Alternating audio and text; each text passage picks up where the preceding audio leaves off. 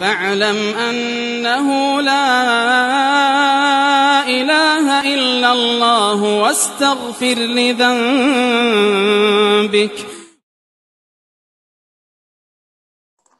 بسم الله والصلاة والسلام على نبينا محمد وعلى آله وصحبه أجمعين وبعد السلام عليكم ورحمة الله وبركاته. Alors aujourd'hui, Inch'Allah, nous allons voir Adawat ou l'istifham. Qu'est-ce que c'est Adawat ou l'istifham? On pourrait le traduire par les outils d'interrogation, les pronoms interrogatifs. Les outils interrogatifs en arabe sont appelés Adawat ou l'istifham. Ce sont des mots ou lettres, car on a le hamza, okay, qui sont employés dans une phrase interrogative. Et les outils d'interrogation en arabe sont placés au début de la phrase. Inch'Allah, et nous allons voir par la suite leur signification sans rentrer, bien entendu, dans les détails et les subtilités. Alors, al-awwal, man. Man, ça signifie qui, et on l'utilise pour une personne qui a la raison. On ne dira pas man pour un animal. Ok? Alors, man hada, qui est-il? Hada akhi, c'est mon frère. Ma hada, ma, ça signifie qu'est-ce que? Et on l'utilise pour un objet ou pour un animal. Ok? Ou pour quelque chose qui n'a pas la raison. Ma hada, qu'est-ce que c'est? Hada kitabun, c'est un livre. Et il faut savoir qu'après ma, en général, ce qui viendra, ça sera un ism, ça sera un nom. Mada, ça signifie également qu'est-ce que. Mais la petite nuance qu'il y a entre les deux, c'est qu'en règle générale, ce qui viendra après mada, ça sera un fi'l. Comme vous avez l'exemple ici, mada hadath, qu'est-ce qu'il s'est passé? Urmiya alayya, je me suis évanoui. Petit 4, limada. Limada, ça signifie pourquoi. Limada anta huna, pourquoi tu es ici? Li adrusa al-ulum, pour étudier les sciences. Kaifa. Kaifa, ça signifie comment.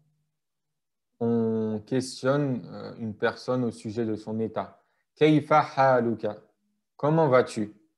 Bi khayrin walhamdulillah, je vais bien et louange appartient à Allah. Ensuite, nous avons mata. Mata qui signifie quand. Ok. Mata tusafir. El-jawab, usafiru ghadan insha'Allah. Quand est-ce que tu voyages? Je voyage demain, insha'Allah. Aïna, ça signifie où avec un accent pour le lieu. Aïna al-kitabu. Où est le livre? El-kitabu fil haqiba. Le livre est dans le sac. Ensuite, on a kam.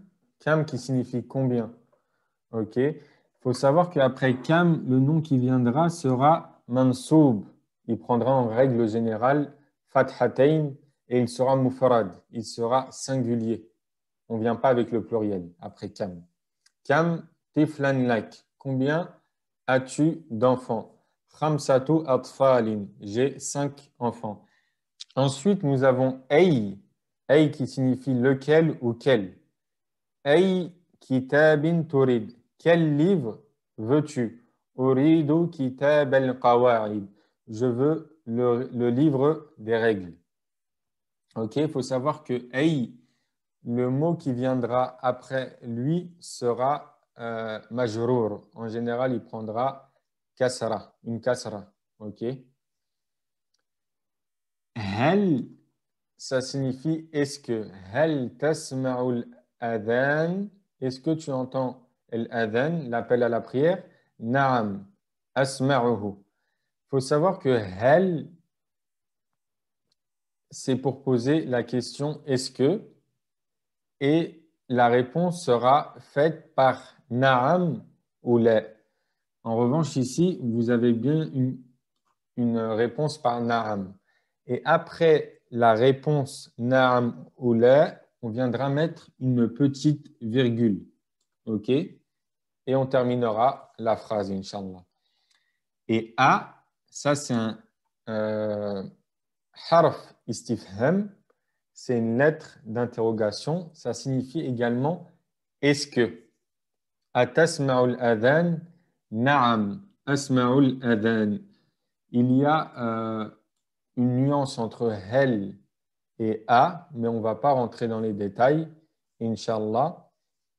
Il faut juste que savoir que les deux pronoms interrogatifs signifient est-ce que. Il faut savoir que ce qui viendra après ces adawat ou l'istifham, ça sera un ism marfou', excepté après kam et après ay. Après kam, il sera mansoub et après ay, il sera majrour.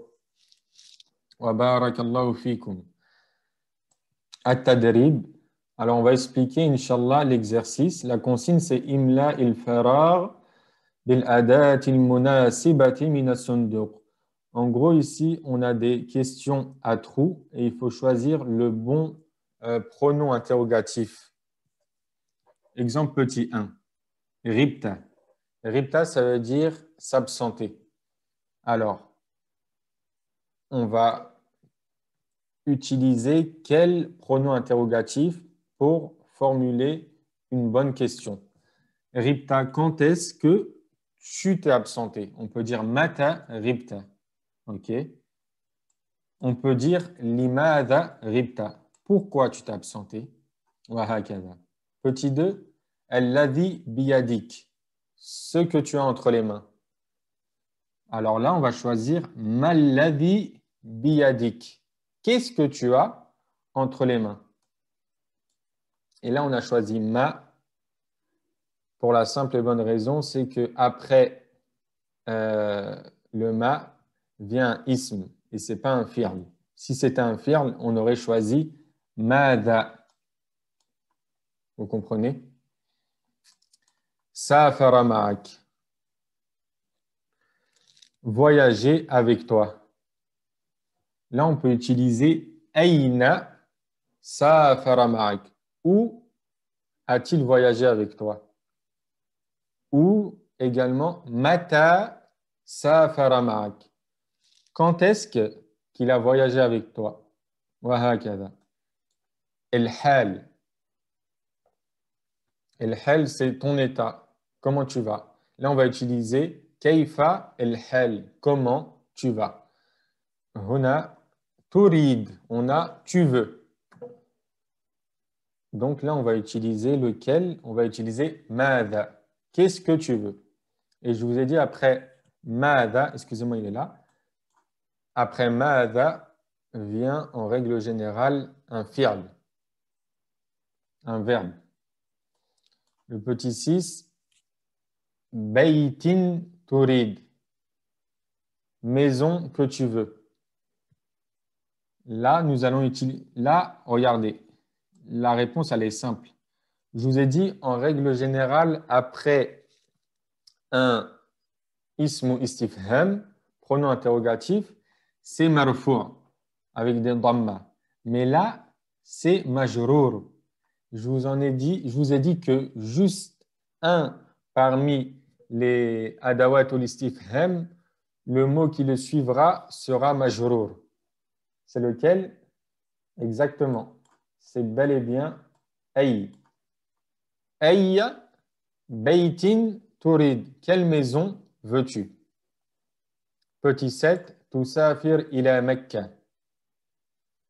Là, on va choisir, tu voyages à la Mecque.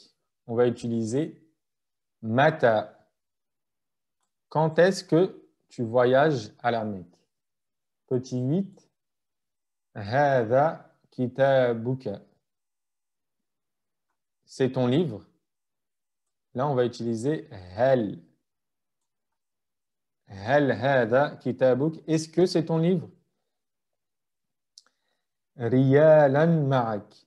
Riel, c'est la monnaie saoudienne, le riel. Riel avec toi, on a. Du coup, là, vous voyez directement que c'est mansoub bil fatha.